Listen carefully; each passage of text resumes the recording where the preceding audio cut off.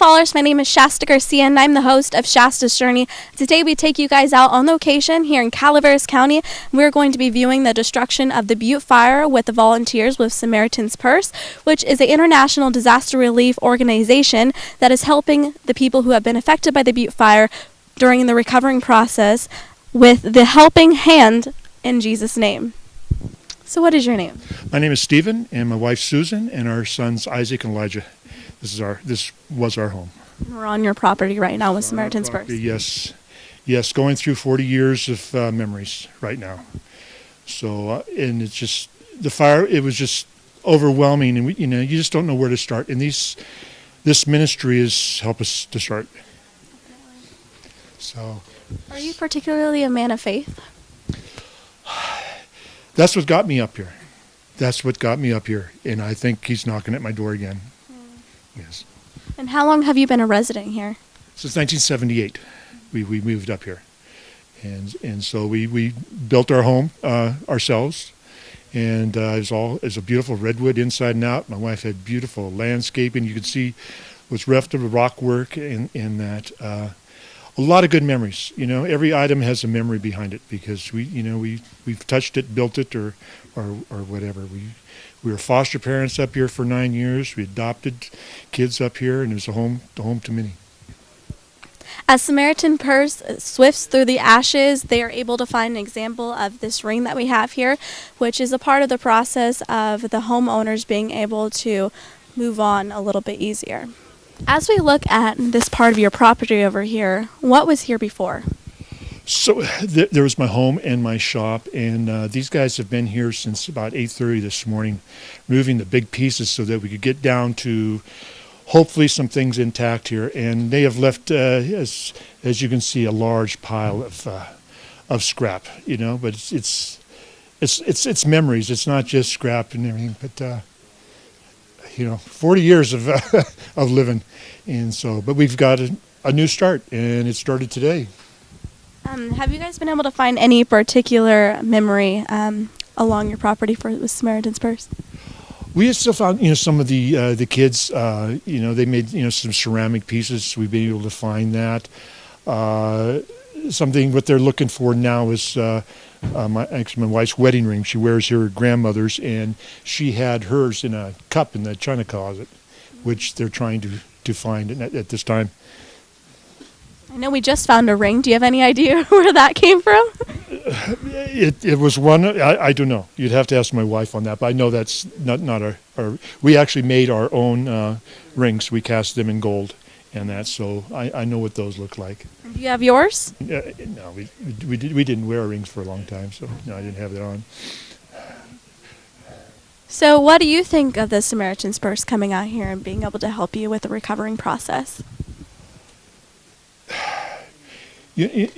Like I said before, you just don't know where to start. It's just a pile, and all the scrap metal. I come out here days by myself and pick around, and you don't know where to start. So these guys have come. They're very considerate about your feelings and your areas and that, and coming up with any little thing, and they're setting aside for you to take a look. And is this something you want to save and that? So we have several boxes and things being pushed to the outside. And that because once they are done and the other guys come here for cleanup, they just with the equipment and just take everything down to the dirt. So this has given us time to get what we might be left. I just have a few questions, just kind of about your story, because obviously it led up to this point in your life journey. So I was wondering, do you think that your faith has helped you be able to deal with this and to be able to overcome it? I think this has drawn me back. I think after many years having faith, we get too comfortable and we start doing too many things on our own. And so this is a very humbling thing now. So when we first built this, we saw God's hand in a lot of the things that happened. And we're seeing it now again. And And they're the helping hands. Samaritan's Purse is the helping hands of Jesus' name. Well, yes, this is the start. People in the community, complete strangers, have come out to help and give us things that we need. So it's overwhelming. What people are doing for us, and if you go out there and interview those guys, and they're coming from all different areas of the state, to come and help here, and volunteer. So he's so tall. So you're able to experience the love of God up close and personal that's coming through these people that are here to help you. Yes, it's been good to, telling my story, and they've come up with their own stories as they've done other disasters in that, and there's a whole different meaning to life. It's just not the things that we have here, so we just one day at a time right now. Amen. That's all you really can do. Yeah. Hello guys, I'm standing here with a volunteer of the Samaritans Purse, and his name is Eric, and he has a story to share with you guys of what led him to this point in his life right now. So I graduated college, commissioned in the Army in March, and started my own company. And over the last 2 weeks, me and my family been delivering bottles of protein out to about 5,000 firefighters on the Butte Fire and the Valley Fire. And we decided that was kind of like the cool, exciting thing to do, but we wanted to kind of really understand the people here.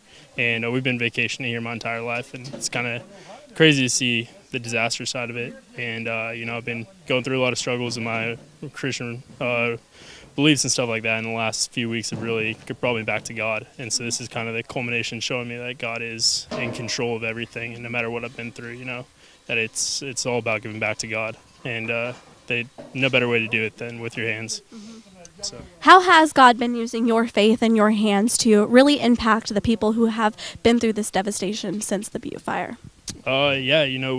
With the fires, we've been coming up almost every day to the incident command posts, and like I said, bringing up the bottles and really just working with them. There's an organization called the 1033 Foundation. They're a Christian organization that provides support for the first responders, and we've been working with them to kind of provide counseling and to provide an opportunity for the first responders who are seeing this tragedy to be able to see God through it and to see themselves through the disaster. And then now we're here with the victims, and none of it's pretty.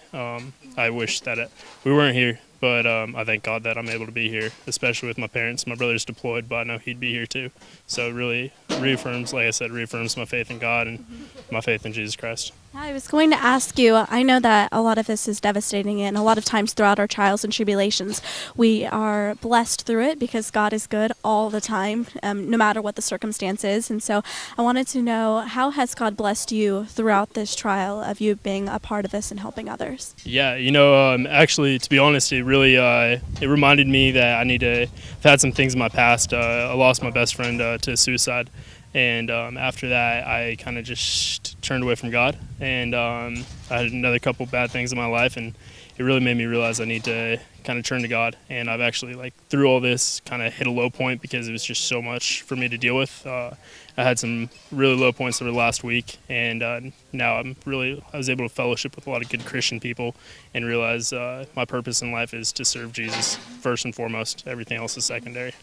Yeah, that's great to see you just being the hands and feet of God, and it's just really amazing. And I wanted to ask you, why should somebody want to be a part of the Samaritan's Purse and, be the hands and feet of Jesus Christ? Well, I believe that's what we're called to do as Christians. And if that's what you believe, and you believe that your goal in life is to serve the Lord and to serve Jesus Christ, there's no better way to do it than to people who are hurting most. And when you look at biblically, I don't know much about the Bible, I try, but when you look biblically, Jesus was there for the people who are hurting most, and it's our job to be there for the people who are hurting most, because this is when you can have the most impact and really just teach people that Jesus Christ is not some myth. It's a real tangible thing, and at the end of the day, all that matters is what you do for Jesus Christ and his kingdom, and the rest will work out. Well, I want to thank you so much, Eric, for letting me interview you and let me hear your story. Thanks, I appreciate it. Absolutely.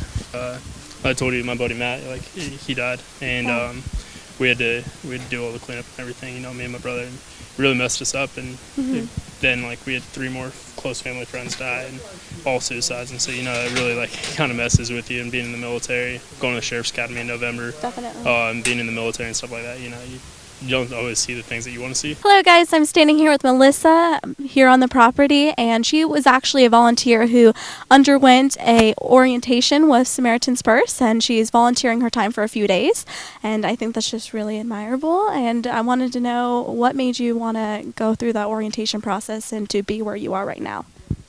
Well, actually, my parents have gone on a few like missions trips with Samaritans Purse, gone out to different countries and help build some churches and stuff. So that's why we're involved with Samaritans Purse. So we just want to come out and show some love to the people who are here who lost, everything. So we're just here to show them some love. Definitely. And where are you from? I'm from Whittier in Southern California. Okay. I'm not exactly sure where that is, but I'm from here. So how has your faith walk led you to where you are? I'm a Christian, so I want to serve the Lord by serving others and loving others, so that's why I'm here. Yeah. And what do you think about the Samaritan's Purse and what they're doing to help the people who have been affected by Butte Fire to restore their lives? They're doing what they can, with the restrictions and stuff, but definitely they're trying to help and be there for all the homeowners. And what types of things are you doing here on this property today? Today what we're doing is we're sifting through items. We're pulling out scrap metal. We're looking for a lost ring. We're looking for silverware and things that can be salvageable. Okay. And what do you think is the most important reason why people should get involved with Samaritan's Purse? People should get involved to make a difference, to help out, to make a difference in people's lives. I think that's extremely important. And what advice do you have for the people who are being affected by the Butte Fire and just going through all the devastation that they are? We just want them to know that they're loved, that, we love them, and we're here to help in a little way. In a little way, we're here to help. As I stand here with Isaac, he is the son of the homeowner we just spoke to, and he's going to go ahead and share a little bit about his path to purpose and his journey of faith with us. Yeah, I was born in Sacramento, adopted at birth. My mom and dad had been doing foster for a long time, and if any of those foster kids get a chance to see this or whatever, like, we all love you, thinking of you. Timothy, Bo, Esmeralda, Marticela, all of you others that I didn't get to name. But this has been my home. I went to college for a while, came back. I really liked what my parents were doing with the whole going green and the solar panels and the well and staying off the grid. So after I got done with a little bit of college, I wanted to come out here and kind of have something, a little foundation that I could always fall back on here. And so came back to the spot. Me and my dad built a little tiny home right down the hill a ways, and it was really cool. Wish I could show you a picture. But yeah, so then I was just getting ready to branch out, maybe go back to school. I found some things I was thinking about, and now this, so we get a chance to do it again. And how has this trial and tribulation affected your faith so far? Well, it's definitely strengthened my faith in humanity. I mean, Samaritan's Purse out here, this is awesome. This is the first day we've gotten to even come out here and do any work here, so just seeing it go from all the pile that it was, and then, finding my parents' treasures and stuff like that, and seeing stuff actually come together a little bit, getting a head start on it is kind of really awesome.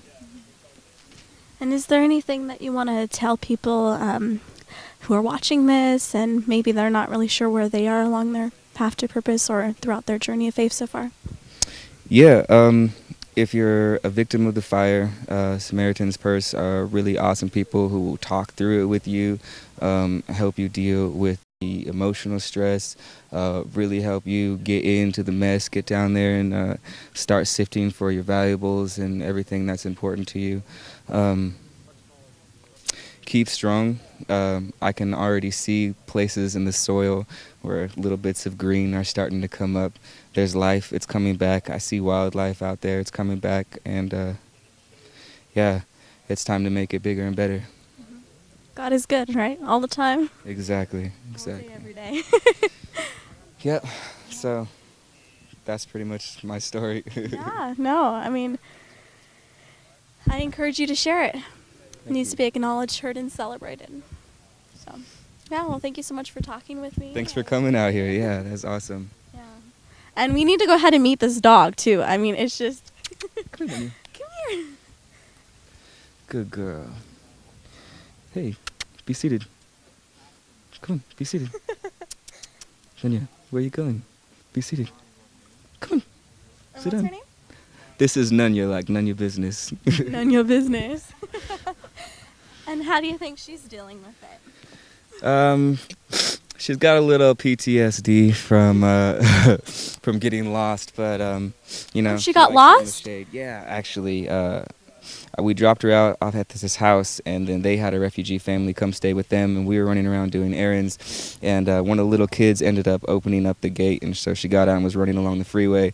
Just another testament to you know, the hearts, the big hearts that are out there. Some people grabbed her off the road, and I found her the next day, or I found her on a picture on Facebook, and real quickly was plugged in, found the number, called the lady up, and picked her up the next morning. She was in good condition, had food, and was well taken care of. And so, yeah, made sure she hasn't left my side since then. But No, it's a great story in itself. I'm glad you guys were reconnected, and yeah, it's just amazing that your family is okay and your dog is with you guys. So I think that's the most important thing right now. it really was. And, you know, our whole neighborhood just really stuck together and moved through this disaster, like, with intention and purpose, and communicated with each other and found out where everybody was, and, like, we all stayed dialed in, like, you know, giving numbers to each other and telling each other where the supplies are, where the help is, who can come stay with us where and where we're staying. And man, it really helps to have family, and it's kind of restored my faith in humanity. Like, I was getting to be kind of crazy conspiracy theorist or something, I don't know. It's sad that sometimes it takes these kinds of events and these types of trials and tribulations for us to be able to accept that there are good, you know, people. And That's the there's good truth. That's the truth. Yeah, the things that you don't have control over that just come through, wipe everybody out, back down to base, and everybody's got to start helping out each other. Exactly, and I think that's what we're really seeing here in Calaveras County, and it's just beautiful to be able to see it, just, you know, progressing through it. Definitely.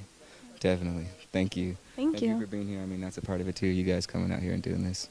Well, thank you. I mean, it wouldn't be able to happen if it wasn't for your story or for this. So. That's true. Yeah. Maybe we'll write a book about it someday. Hey, more power to you, right?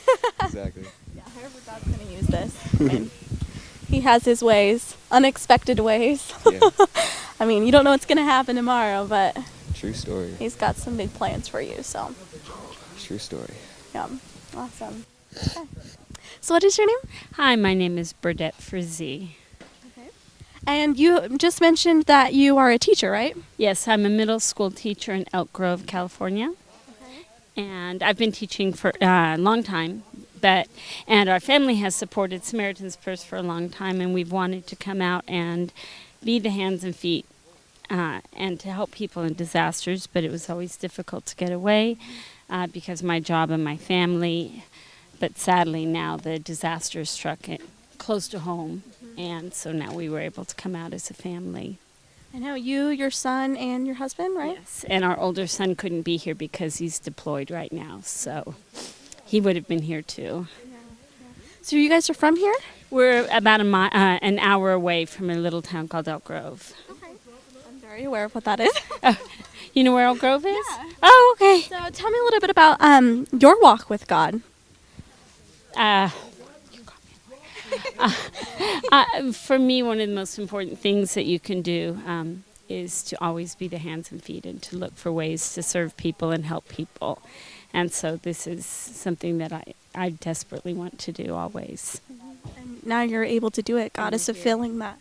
Yeah, and we're here, and we've been at the Valley Fire and here all week long helping the first responders. And then today we're here with the victims. Yeah. Have you encountered anybody that has really touched you and has blessed you? Well, actually, through my son's business, we were working with first responders and worked with an organization called the 1033 Foundation, and they work with first responders dealing with the stresses of being there on the front lines, and amazing people. So, and just been working with them ever since. Oh, that's great. All right. Is there anything else that you would like to tell everybody? I'm so glad I'm here and getting to help a little bit and help these poor people deal with the devastation of their home. And it was a wonderful moment for me to find the little handprint that the son had made when he was, I think, 4 years old. So I'm sure as a mother, that's something that you can definitely connect to. definitely. Yeah. Have you been able to talk with the wife? I spent most of the day working with Susan directly, and a little bit with the husband too, but mostly Susan and I were sifting through the debris together. So when you found that piece of the handprint, what was it like? For me, I was just deeply touched that I would be able to find that for her. And then her son also is the one who's here, and he's looking at it, and he was thinking, my handprint, and he was measuring his adult handprint to his child handprint. Oh, that's beautiful. Well, thank you so much for talking to me. I appreciate it. Help us in Jesus' name!